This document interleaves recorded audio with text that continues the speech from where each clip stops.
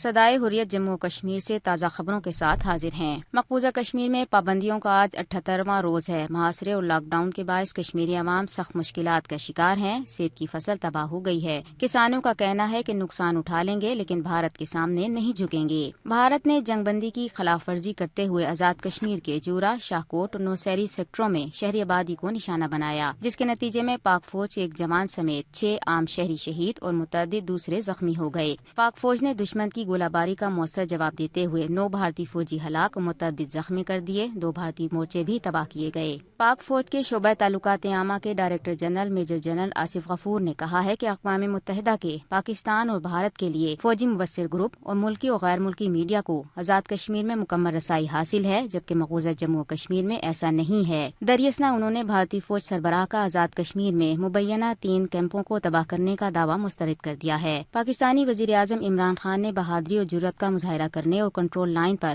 بھارتی فوج کی بلا اشتعال فائرنگ کا منہ توڑ جواب دینے پر پاک فوج کو سلام پیش کیا ہے۔ پاکستانی وزیر خارجہ شاہ محمود قریشی نے کہا ہے کہ بھارت بوکھلاہٹ کا شکار ہے جو خطے کا تباہ کرنا چاہتا ہے۔ بھارتی کانگریس رہنما اکھلیش پرتاپ سنگھ نے ہریانہ اور مہاراشٹر میں انتخابات کے موقع پر سرحد پار کارروائی کے دعوے کو مودی کی سیاست قرار دے دیا ہے۔ انہوں نے بھارتی فوج کے دعوے کو بھارت کے اندرونی مسائل سے توجہ ہٹانے کا حربہ قرار دیا۔ خبریں ختم ہوئیں۔ مقبوضہ کشمیر جو اس وقت دنیا کی سب سے بڑی جیل بن چکی ہے، 78 روز گزر چکے ہیں۔ پیر پنچال کے سماجی کارکن وقار ایچ بھٹی مظلوم کشمیری عوام کے حوالے سے تازہ ترین رپورٹ پیش کر رہے ہیں۔ کشمیر میں انٹرنیٹ بند ہے، فون بند ہے، موبائل بند ہے، اسکول بند ہے، لوگوں کو روڈوں پہ باہر نکلنے نہیں دیا جاتا، اور دلی سے بیٹھ کے لوگ کہتے ہیں کہ کشمیر کی زندگی نارمل ہے، کشمیر کے لوگ خوش ہیں۔ ایک بات ضرور میں بتا دوں گا کہ دلی کے ان تمام پترکاروں کو جو ہمارے بڑے بڑے پترکار ہیں، جو دیش کے بدھی جیوی ہیں، جو سیاست میں ہیں، بڑی بڑی کرسیوں پہ بیٹھے ہوئے ہیں، انسانوں کی زندگیوں کے ساتھ کھیلنا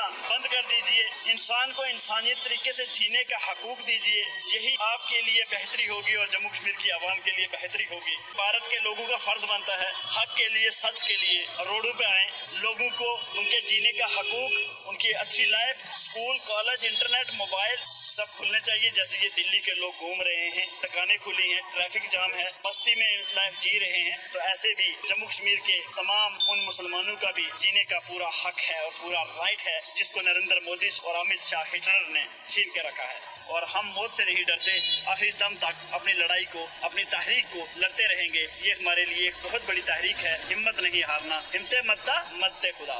بھارت کو یہ حقیقت تسلیم کر لینی چاہیے کہ وہ فوجی طاقت اور ظلم و جبر کے باوجود کشمیری عوام کو دبانے میں ناکام ہو چکا ہے۔